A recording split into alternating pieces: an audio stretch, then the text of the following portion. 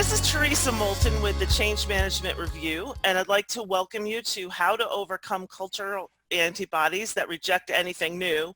I've been really looking forward to this presentation. I think it's going to cover some interesting things that we might not have come on before.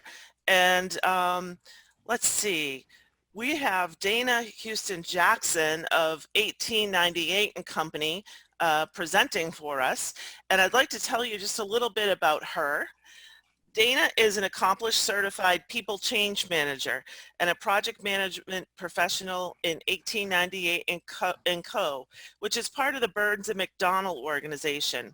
She has 25 plus years of experience in organizational development, people change management, and project management, specializing in multiple fields: utilities, IT, technology services, federal government, nonprofit, construction, manufacturing, and academia.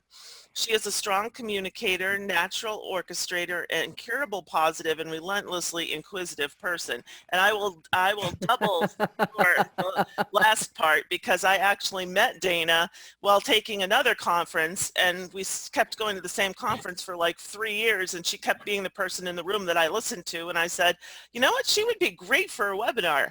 So without further ado, here's Dana.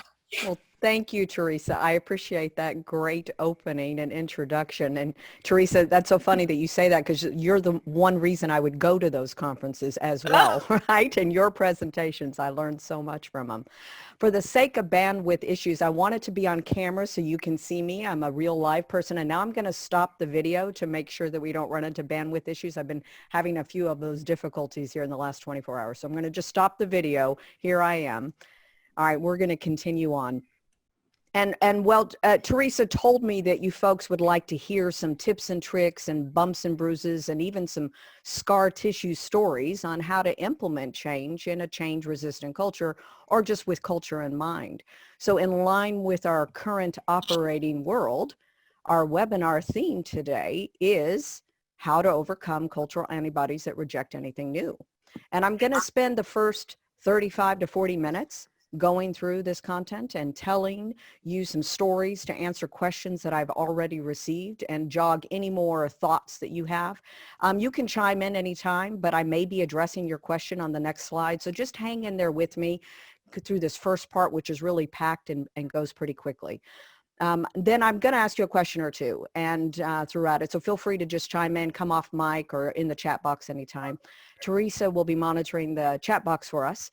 And I'll open up the last 20 minutes for an open mic kind of Q&A session to answer any additional questions that we still might have. So Teresa, does that sound good for you? I want to make sure you're still hearing me and it's all going just fine. Yep, I think it sounds really good. Now, just Perfect. ask everyone to mute their microphones except for you. Oh, okay, good. Yeah, I won't mute mine. That'll make a pretty boring webinar. All right, so I am Dana Houston Jackson, and I am the lead principal people change management advisor for our 1898 and Co division, which is a part of Burns and McDonnell. And that's a story I'm going to tell you about a little bit more in a minute. At Burns and McDonnell, we really do drink our own change champagne, but we haven't in the past. Right now, we do have 53 ProSci certified change practitioners. And they're spread out pretty equally, externally focused and internally focused throughout our own operations, such as IT and HR, corporate communication and marketing, and even our enterprise-wide strategy and innovation transformation team, something else I'm going to touch upon later on. And all of them are really there to help our own company and people, but also to help our clients on project delivery or as a standalone CM service for their transformation needs. Now, some of them are full-time change managers, but a lot of them, most of them are dual-hatted, like project managers and change manager, or engineer and change manager, or trainer and change manager. So we'll talk a little more about that. Burns and McDonnell's a 122-year-old company, and it's 100% employee owned, that was founded by two pioneer engineers from Stanford University.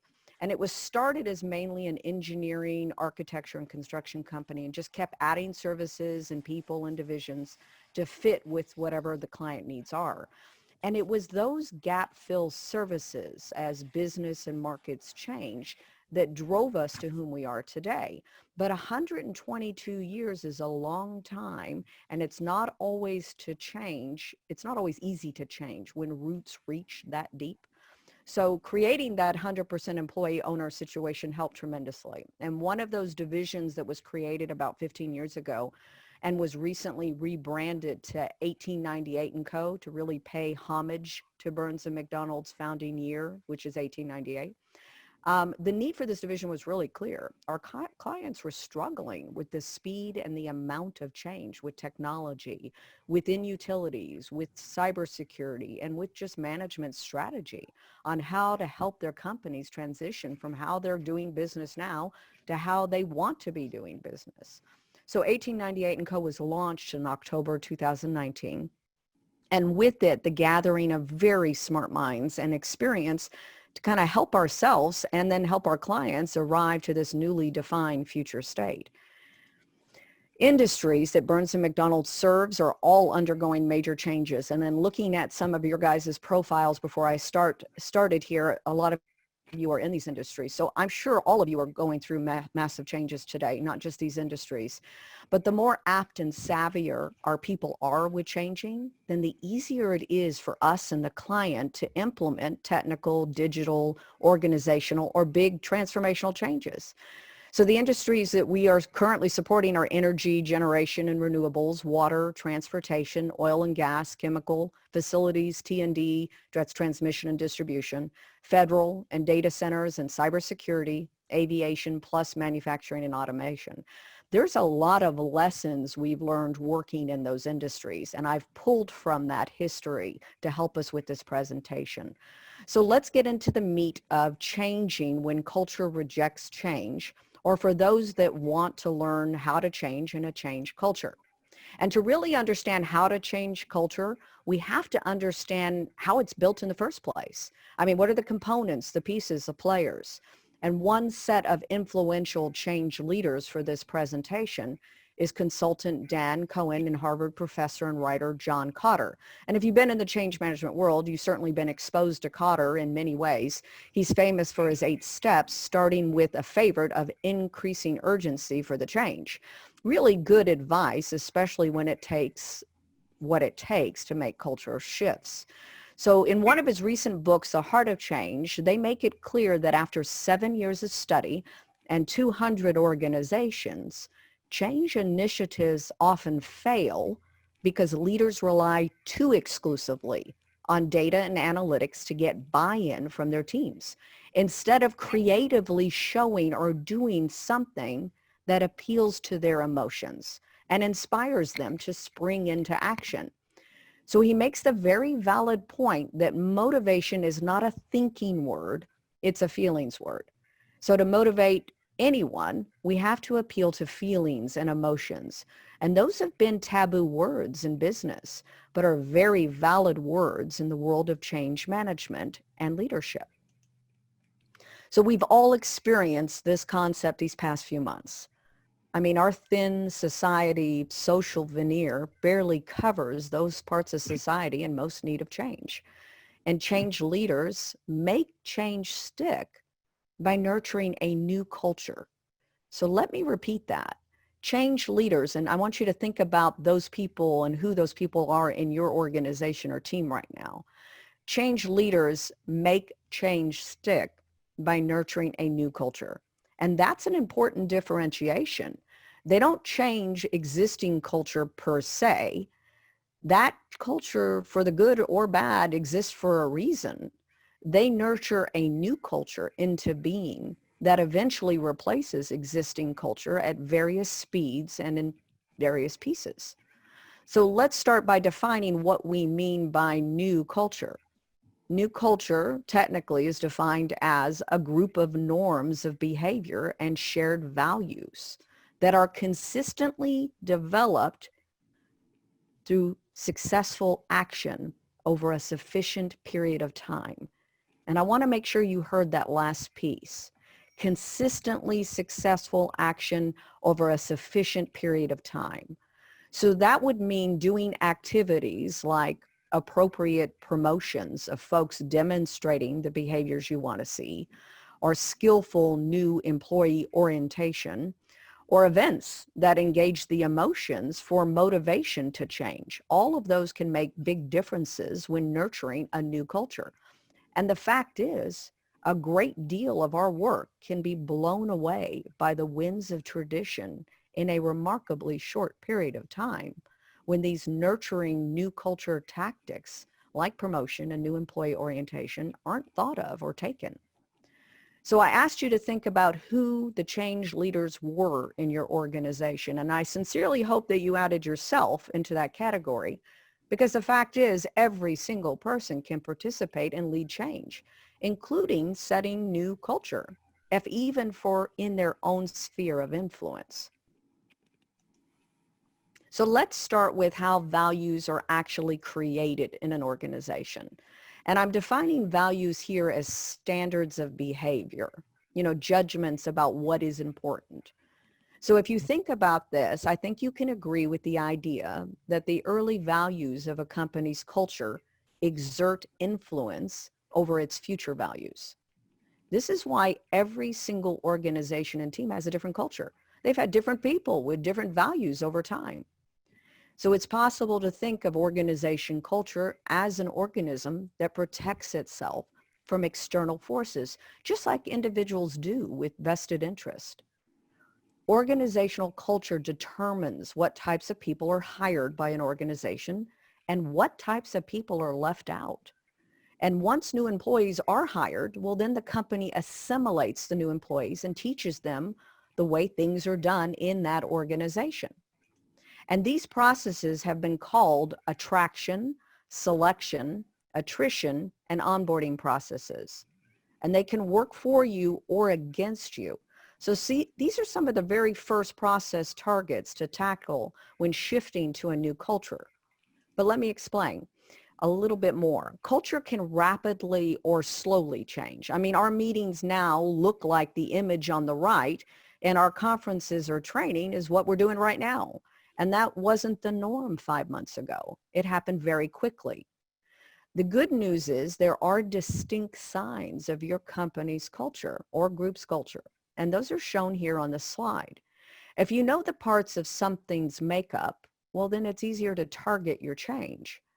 Mission statements differ company to company, rituals, stories and language that we use, rules and policy we adhere to, and even the physical layout of our offices and spaces. They all play a part in the company's culture.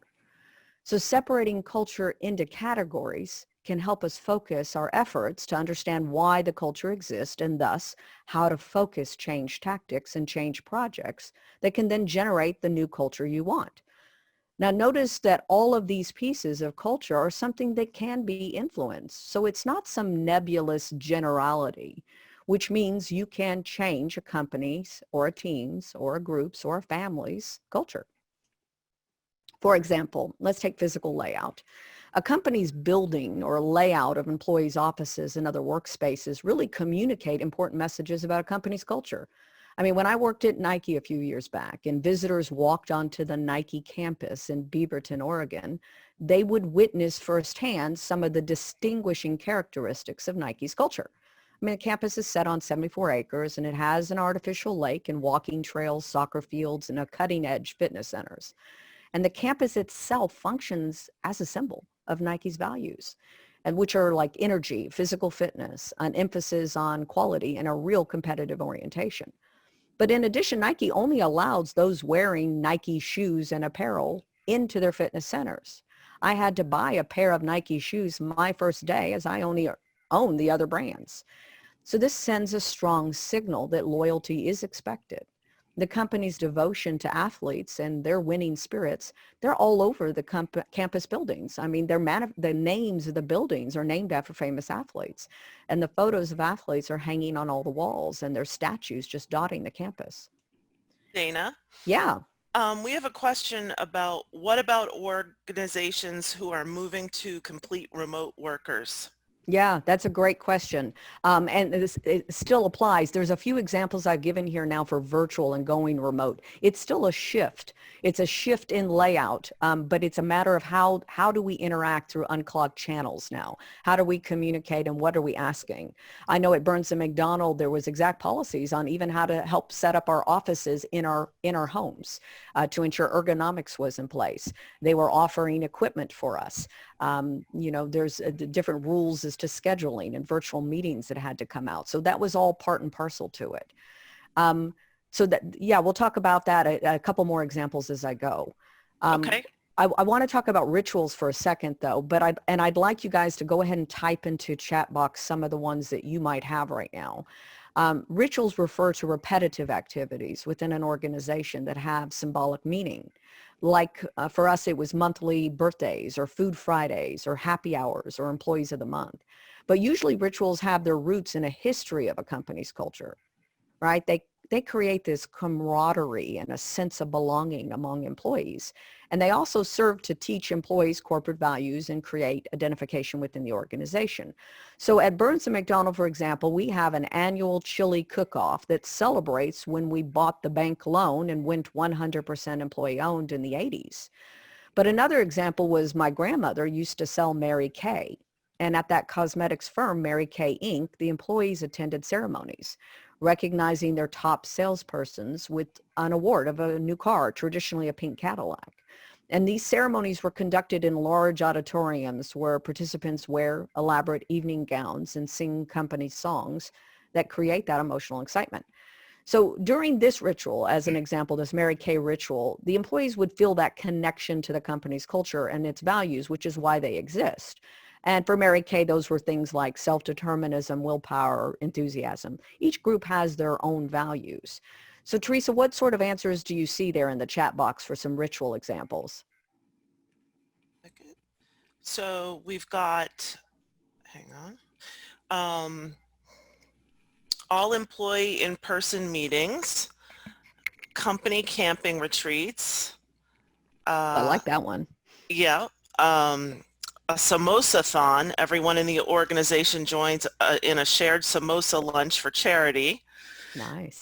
Daily team hurdles, monthly system-wide report outs on frontline projects, informal group meetings. Yeah, good. Those are all very good ones on it. The informal group meetings wouldn't really be rituals as opposed to how things are organized, but those daily stand-ups definitely become a ritual in its own self. So those are good, great examples there. All right, so let's just talk for a second. Here's a question for you guys, and I would like some brave soul to come off mic to answer this. So the question is, who do you listen to when you are directly asked to change your day-to-day activities? And is that the same person you want to hear from for strategic decisions about the company? Anybody want to be brave? Hey, Miss Dana, Bradley Pellegrin. Hi, Bradley. How are you? I'm well. Good to talk with you. I think when employees, listen to change, the person that they listen to the most would be their direct supervisor. That's exactly right. Absolutely. And there's no other way to dress this up or even down, but it is the supervisors. It's the leaders. And that's not always the org chart version of a leader, but it's our leaders, our managers, our supervisors' own behavior will signal to individuals what is acceptable behavior and what is unacceptable. So by acting as role models, those leaders send signals to the organization about the very norms and values that are expected to guide the actions of us, its members. So there's a real direct correspondence there between the leader's style and an organization's culture. Like, for example, when leaders motivate employees through inspiration, and company culture tends to be more supportive and people-oriented. But when leaders motivate by making rewards contingent on performance, then that company's culture tends to be more performance-oriented and competitive. So you're going to have to coach your leaders and your supervisors into this concept to start shifting behavior towards the culture you want to see. And unfortunately, like any behavior changes, that means starting with yourself and ensuring that you're demonstrating them. Ask not for whom the bell tolls, it tolls for thee, and all that great stuff. So any questions on that before I move to this next section? Kate English here with Yeah. LCC. Hello. Hi. Hi. I wholeheartedly agree with you on the fact that employees are more receptive from feedback and direction from their supervisor. However, how do you guide their supervisors to provide that guidance to their employees? Because I think the biggest struggle in our organization currently is the lack of support from supervisory level to their employees. Okay, good. So what I heard really is a future state that's not been defined and bought in by those managers and supervisors, that they can agree that it needs to happen and they're willing and have given their willingness to support it, which then gives you grounds and a framework in which to coach them, right? Once there's some agreement that that future state is needed and what that looks like, then it's a whole program in itself, a whole change management project in itself to then ensure that the leaders, the sponsors, the managers, direct supervisors are talking the talk and walking the walk, and how that would reflect. I've got a couple of models that might help with that. So I'll move through and let me show you these couple of models. You tell me whether or not these additional points answers that for you. Okay, so just like was just brought up, the central issue really is never just organization strategy or just organization structure or just an old organization culture or org systems. All of those elements and others are important, but the real core matter fundamentally about how to change the behavior of people, individuals, and at an individual level is just that, at an individual level. So behavior changes happens in highly successful situations, mostly by speaking to people's feelings after you've gained their attention through analytical numbers and facts. So there are more and more models issued lately that support this idea of emotional motivation. And you only get, realistically, you've only got a few choices fundamentally. Do you want to replace all the humans and hope you can do a better job with fresh people, or motivate your current people towards change for this newly defined new culture state that does have to be defined and agreed upon? So the last one is harder to do, but is actually far less risky than just replacing everybody. But that requires a lot more work. So in practice, it requires some kind of blend of promotion, onboarding, and offboarding if you can't motivate the new culture in certain people. And you won't be able to get them all. But if your leaders are properly prepared, meaning they've got an idea of it, they've helped define that future state, they understand and have bought in, they're willing, and there's an urgency for the change, then you will see that new culture coming into being. So here's one of those motivational models. Most of you are probably familiar with the ProSci ADKAR model, but how about the venture model? And that just showed up on my radar in the past few years from an ACMP webinar, and I've been using it a bunch. So here's an overlay of how the two models work together. The venture model is about storytelling, which is a very powerful motivating tool. And that includes motivating our sponsors or managers to make a change. Now, we know ADKAR to start with creating awareness for the change. Why is the change needed? Why now? What happens if I don't change? And then moving through creating desire, a willingness to opt in and create that change. Then providing knowledge, coaching and nurturing ability, and gap filling with celebration during reinforcement. So the venture model talks about the leader who stands up there and announces the clear vision and where we should go. But an employee still has to put on their own parachute and decide to jump in that change direction, including the managers and supervisors. They are employees first and managers and supervisors second. So hopefully the employee has helped contributed to said strategy to make that jump a little easier. And then there isn't a smooth journey. Change is not usually easy, but more of a fight climb to the top. And there isn't always a Hollywood happy ending. But if done right, most of those folks arrive. And it is this journey's story. So there is some consistency with change in the various change models that we have and use out there. And that's one of the solutions that I offer you along this fundamental problem, is that in all stages of change is changing the behavior of people on an individual level. And people who might, realize these are people who might be ignoring how the world is changing, who are just frozen in terror by the problems that they see, or who do little but bitterly complain. I'm talking also about those people. Motivation is still the key. But again, motivation is a feelings word. It's not an analytical word. And in some of our industries, careful analysis is required to get those show me the numbers finance people or engineers in the mood to see. But to really motivate them to change themselves, then we need to appeal to their emotions. But which do you do first? Do you role model it or announce and talk about it? And the answer is both at the same time. Enterprises often try to shift culture first. I mean, the logic is straightforward, albeit faulty. You're thinking if the group's culture is inward looking, if it's risk adverse and slow, then we'll change that first, right?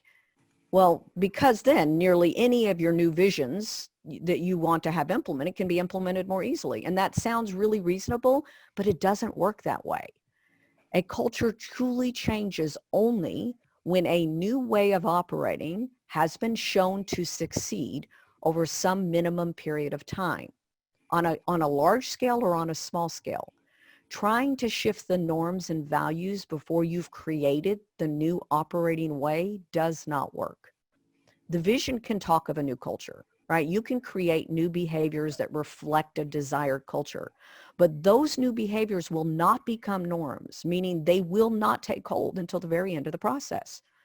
So what does not work by proof and experience is just relying on a boss, or just trying a compensation scheme, or trying to change the culture first. Doesn't work.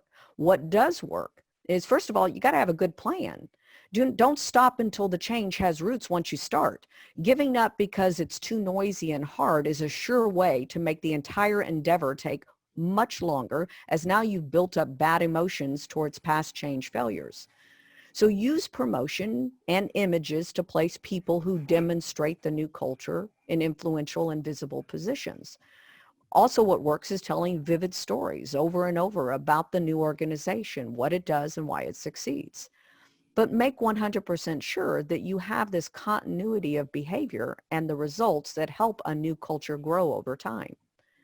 Using those vivid, compelling stories to show the new recruits the new culture, so that your work isn't diluted in the future. These new recruits need to know clearly what behaviors you expect and what hasn't worked well in the past. Be honest and be consistent with them. For the past 4 years, I'm seeing this trend of adding transformation office or transformation offices into an organization that is blending all of the 21st century change enabling systems in their approach. Lean and agile, big A and little a, CI, continuous improvement, design thinking, change management, gamification, and product development. These are all complementary approaches. And as their fundamental purpose is to remove friction and make it easier and even possible for people to adapt new processes, technology, or whatever, so that they can operate in a more productive manner in that company, which means the whole company gets more efficient and productive. I'm personally currently researching this additional service angle for existing clients who haven't had this in place yet. But this just moves us past just change management as a service, but it blends these synergistic approaches to make change possible long-term for a client.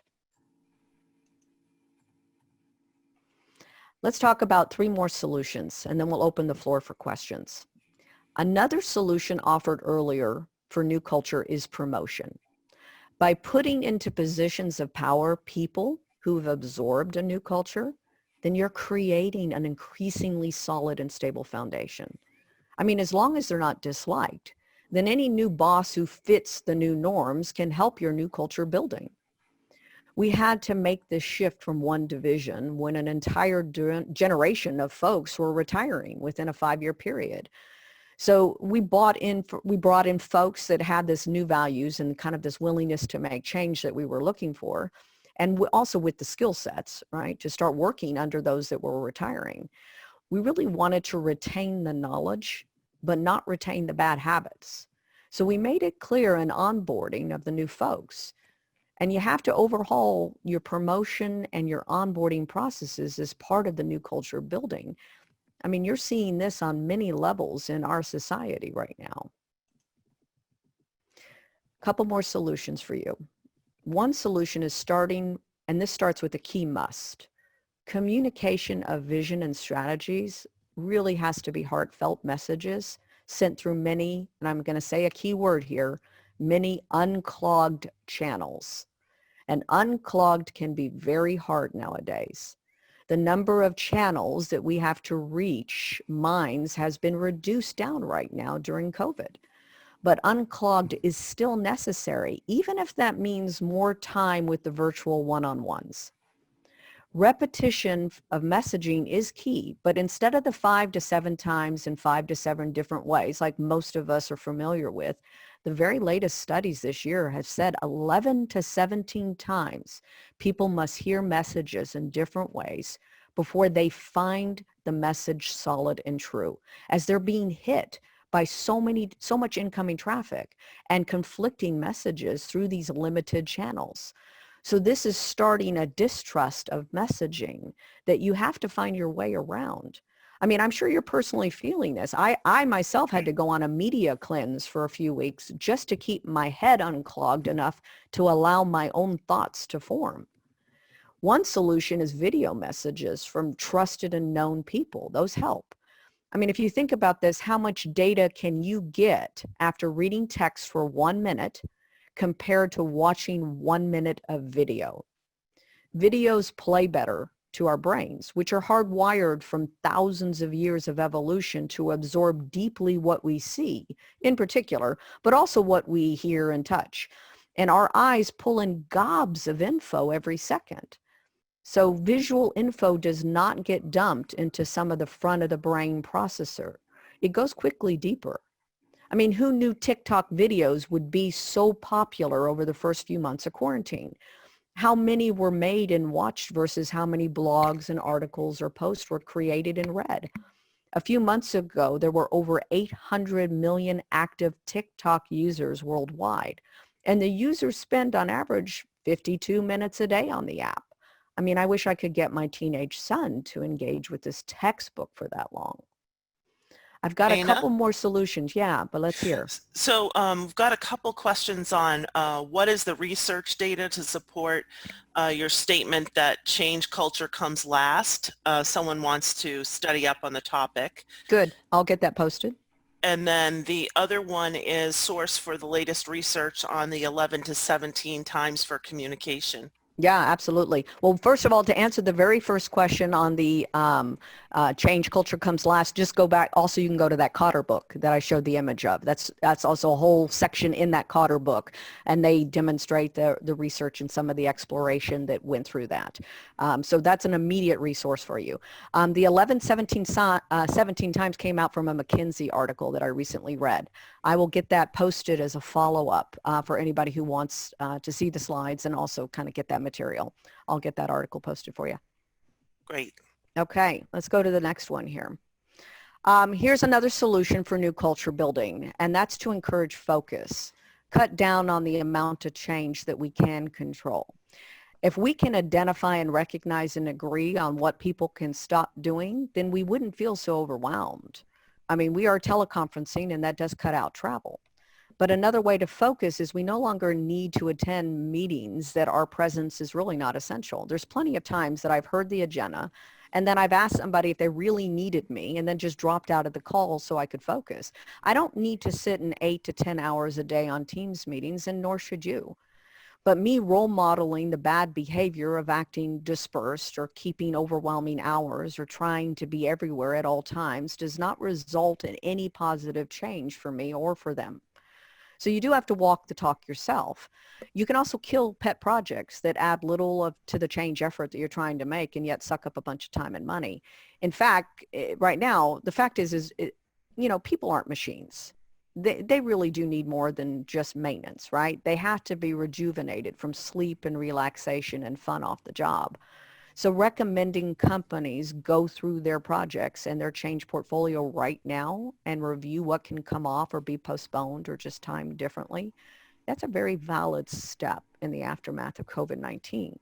And that may be a very valid step for you too, even if you just run a team of 3.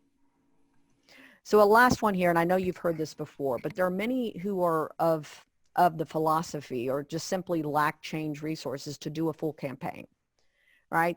Some of them think, hey, just show me and that's enough. We'll model behavior and that's enough for my group. Well, Harvard did a study of 700 companies and they put bananas and oranges into break rooms and observed which were eaten first.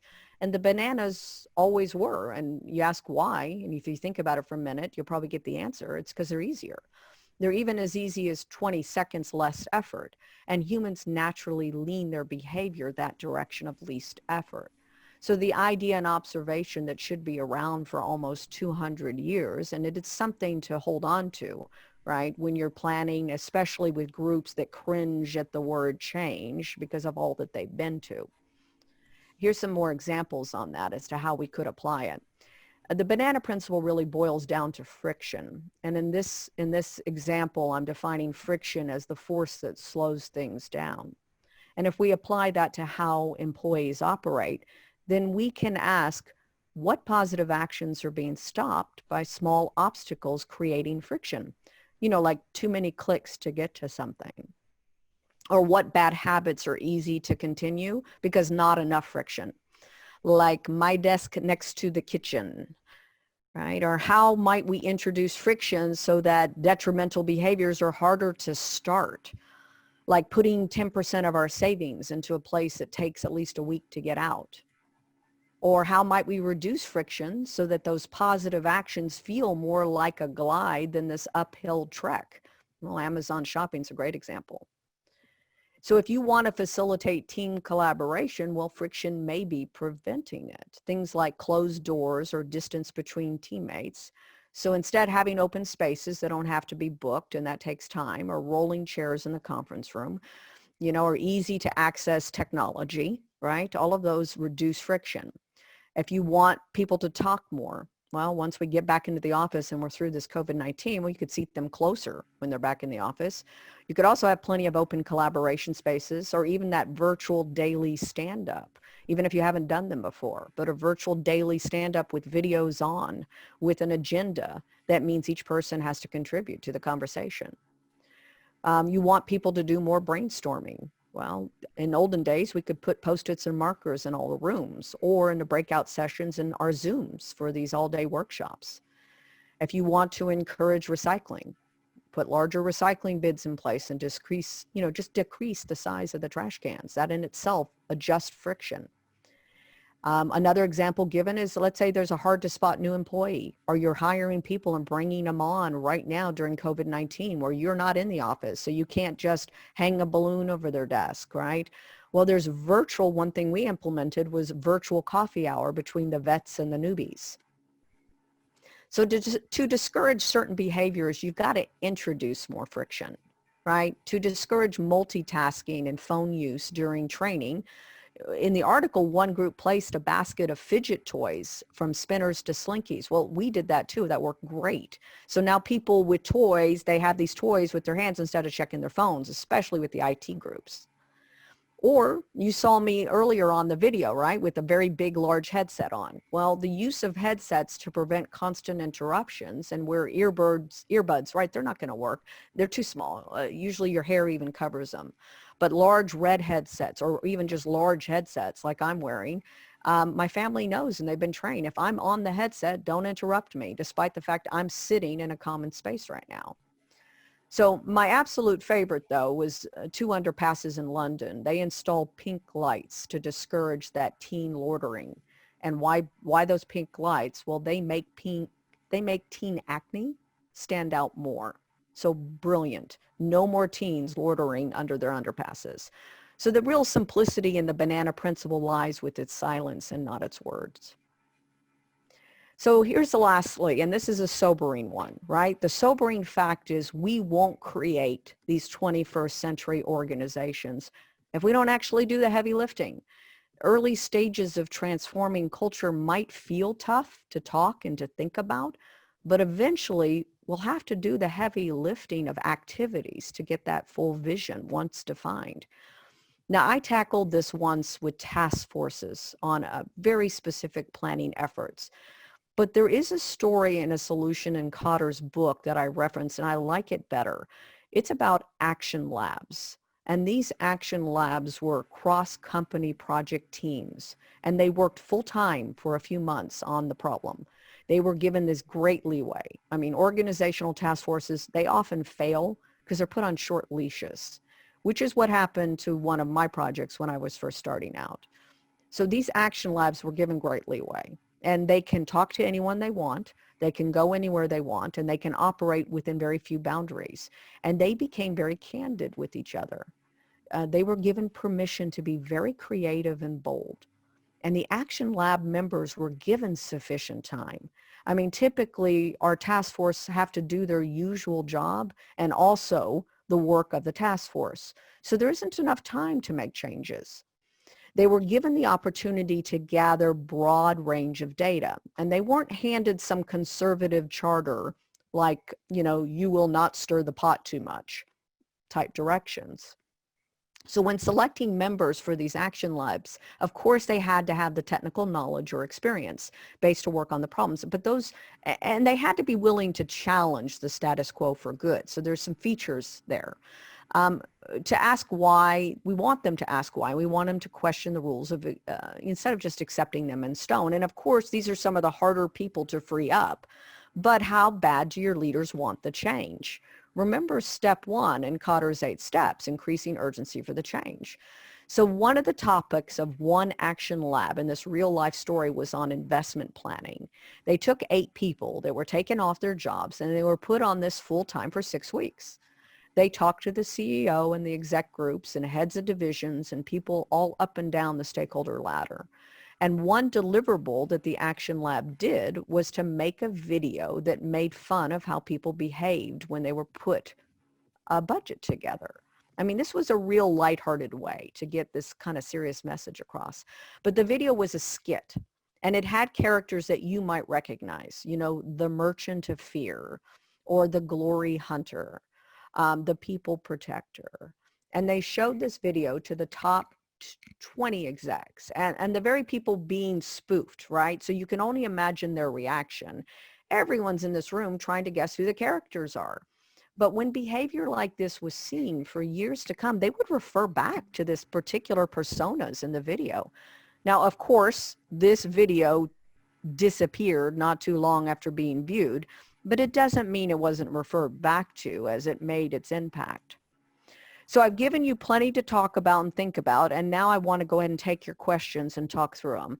I've kind of made it my life's mission to help people and teams and organizations transform on either single projects or at an enterprise level. And I really believe that to be a noble effort on all of our parts, right? It certainly takes guts and tenacity and a willingness to keep going despite the bumps and bruises and scar tissue we all have. So please do connect with me on LinkedIn, Dana Houston Jackson, and let me know if I can help, or at least just share your stories with me. I've been collecting them as I go through my career and as I can reference and understand what others are feeling. So that's what I have for you. Let's turn it back over to Teresa, and you can help me with the questions. Yeah, so we've got a question that says, how do you deal with friction in form of video conferences where no one in the organization will switch their video on, including the managers and the senior execs? Oh, well, you're going to have to start with whomever that senior exec is and explain why the videos and get them to agree. You haven't really gotten enough awareness and desire on their part to agree why the videos, at least for certain meetings. Now, I think it's kind of cruel to make them have their videos on in all meetings, right? I don't know about you, but sometimes I roll out of bed and I'm on a call at 6 in the morning because of clients and different schedules. And yes, I'm in my pajamas, right? So it can be cruel, but there are certain meetings where the rules could come out and it could just say for this, and this type meeting, have your video cameras on. We really do want to see your smiling faces and interact with you that way. So I would say in general, I answer that as a real generality. I do understand that there's cultural differentiations, but you can at least start by gaining some agreement on certain types of meetings after we've explained the value of having that face-to-face interaction. Now, that being said, it all falls apart. Like right now, I can easily be on video and I'm going to try it, but I know that I've also had, there we go, let's see if that works. I've also had broadband issues. When you're dealing with everybody's at home with different broadband speeds, that can be hard to ask. So it might be that there's just the decision that we're not going to ask unless it's training or we need to see the body language until they get back in the office. Great. And so we have a question around how do you address the unrealistic expectation that change has to happen ASAP? No, well, that's fantastic. I would have to say again, if we go back to step one, increasing urgency, change is not free. It very much has a cost to it. The resources, the time, the emotional, the commitment, the activities, there really has to be enough urgency to make the change, and that has to come from the senior sponsors of it to say, no, I really need this to change and why, all the way down to the individual to go through with the change. And if not, if you really don't have that in play, please don't bother starting the change. All right. It's just exhausting for everyone.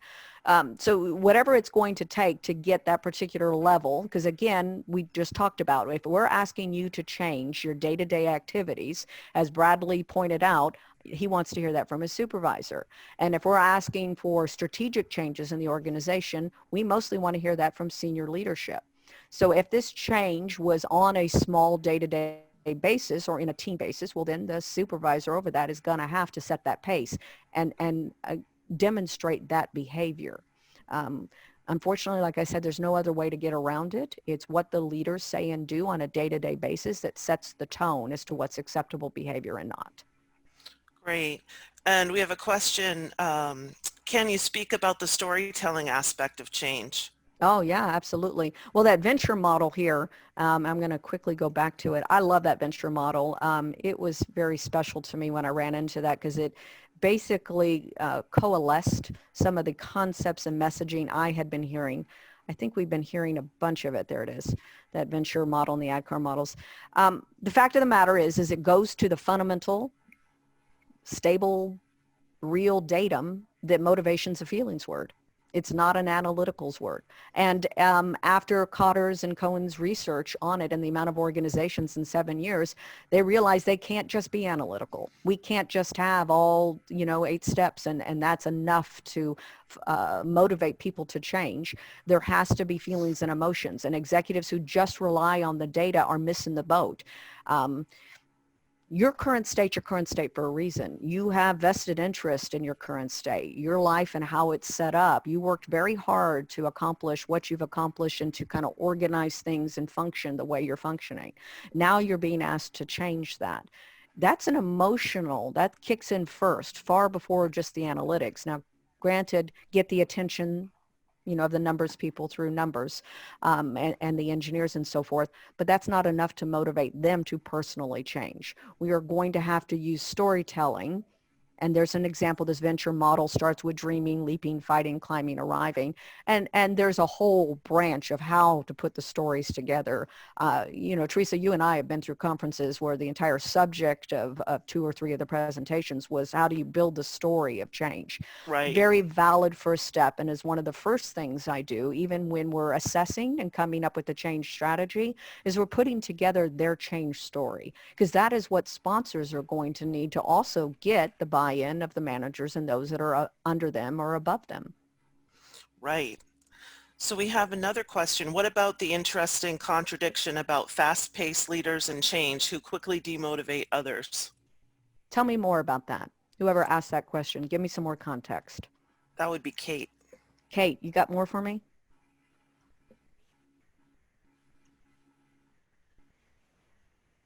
Are you still with us?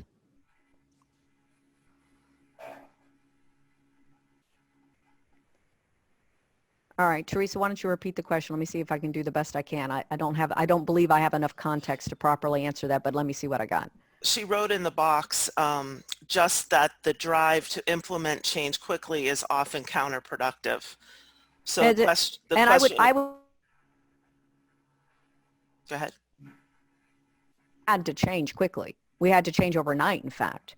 So those are the type of changes that very much so required quick action, but well defined as to why the quick action. Hopefully within your organizations, well communicated.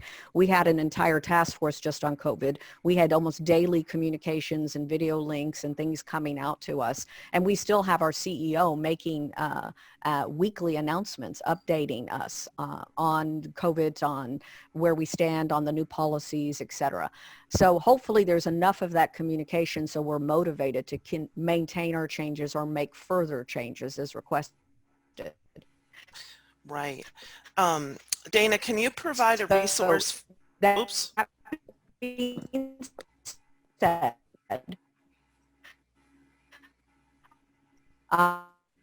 if the I think we're having a plan, if bandwidth you don't issue. have the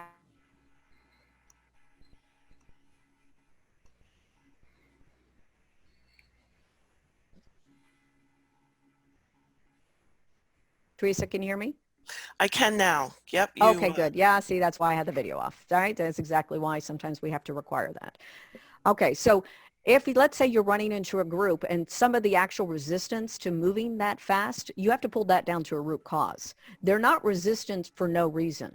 There's a reason behind resistance, right? We know it's a perfectly natural reaction. In some cases, it's really valid.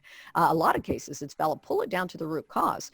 If the root cause is saturation, I have had situations where I've had to take a group, map out all of the different changes hitting the groups, and put it on a calendar, and then walk it into my sponsors and leaders and say, look, here is how many changes and who all it's impacting. As soon as they could see a visual of that, they go, oh, no, that's too much change in one group. We don't want to have to, because they have rules and change too, right? They're going to have to do and say and coach and communicate and so forth. So then there was some agreement to shift when and how fast changes happened. So there are ways to mitigate it, but it starts with first finding out why there was the either desire to change fast or the resistance for going that fast. And then there's a whole list of tactics that we could utilize. But first we got to know, is it saturation? Is it they just had 7 bad changes in a row because of poor planning? You know, what's the reason behind it? Because that then helps narrow the target as to the solution. Dana, can you provide a resource for the venture change model?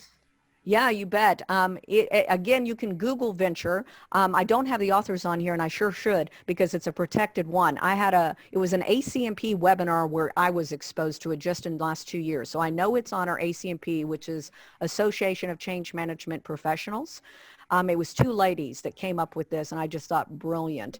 I'm happy to follow up with their author names on it, but it's also just Googleable. And I know that webinar is on the ACMP site under storytelling. Right. And so there's a question about storytelling. Do you have a resource you recommend to help us explore the storytelling of change? Oh, wow. So many came to mind. There's quite a few. The ones that I used that I felt were the most useful was recently, what was that? We went to a change management conference in Florida, or was it Palm Springs? And we had a whole presentation on storytelling, and they gave us a bunch of templates that they're using in one utility. Do you remember that, Teresa? Were you there for that? I was there, but I don't remember who it was. Oh, it was fantastic. Anyway, I ended up using a lot of their templates, which they freely gave us. But how about I dig up? There's at least five or 6 presentations that I've been exposed to it and how we walk through it. I will follow up from this with all attendees a list of that so that they can search for it. If you just want to send us the list, I'll make sure Tracy gets it out to everybody. Perfect. Yeah, I'll just send it to you. I'll send you each one of these questions and answers, and feel free to send them out to the distribution list. Awesome. Anything so we else have I can answer? I know we're out of time, but yeah. Well, we've got 6 minutes. Oh, perfect. But who's counting? I like that. What can you do to ensure that people who are being asked to change have the opportunity to provide feedback that might justify modifications to the specific change path that the organization pursues? Boy, I love that. in parentheses, sometimes top leaders don't fully understand the implications and challenges people face down in the organization. Yeah, that's a for sure. I think that's a for sure given that if you're in a top level, you don't have boots on soil and you don't really know what those challenges are. It has been my experience that when I am brought in, usually during the assessments or the strategy phase for a change into sponsors, more of the stories and realities and even folks, I've even put folks on the field, from the field on the phone, or in virtual meetings, or face-to-face, depending on how far we go back, into the conversations about the lack of change or how the change may affect them. That helps tremendously gain that awareness with the sponsors, right? Because again, part of our job as change managers in ensuring our sponsors are fully on board. Now, the second part of that question is how do we ensure